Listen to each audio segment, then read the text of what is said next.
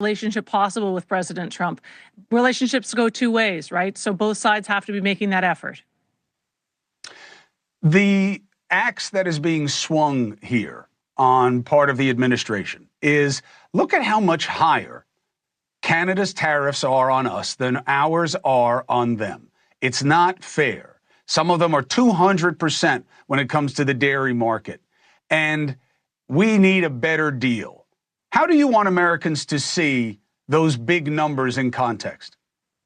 So thank you for that question. And I do think that we have to look at the facts here. So the first fact is, between Canada and the United States, under the USMCA, the deal that we negotiated under President Trump in his first term, Canada and the United States are 99% tariff-free. 99% of the tariffs are at zero. There are some sectors, in agriculture in particular, where both countries only allow a certain amount of product in.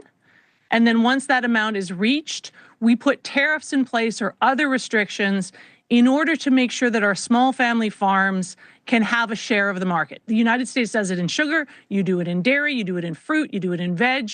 We do it in dairy as well. And that's what those tariffs are. Last year, the U.S. sold 3 times as much dairy product to Canada as we sold to the United States. We're your number 2 customer. So we need to be honest about what's actually happening here. It is a deal. We struck that deal. Part of that deal was that both sides would be allowed to keep a certain limited number of restrictions in place for certain sectors where we had policies to protect, as I say, in this case, small family farms. Well, Ambassador, let's do this. I don't have anything else to work with because there's nothing else on the table yet. So when there is, I would love to invite you back to discuss what's on the table and what it means from your perspective so that the audience can get a fair read on it as critical thinkers. Okay? I'd like that. I'd like that. And, can I just say one other thing? And the president is very keen on fairness. And I understand that. It's important for the American people. But here's something I'd like to point out. Canada is your number 1 customer. And you have a trade surplus with Canada in all things. Go ahead, Ambassador. In all manufactured goods.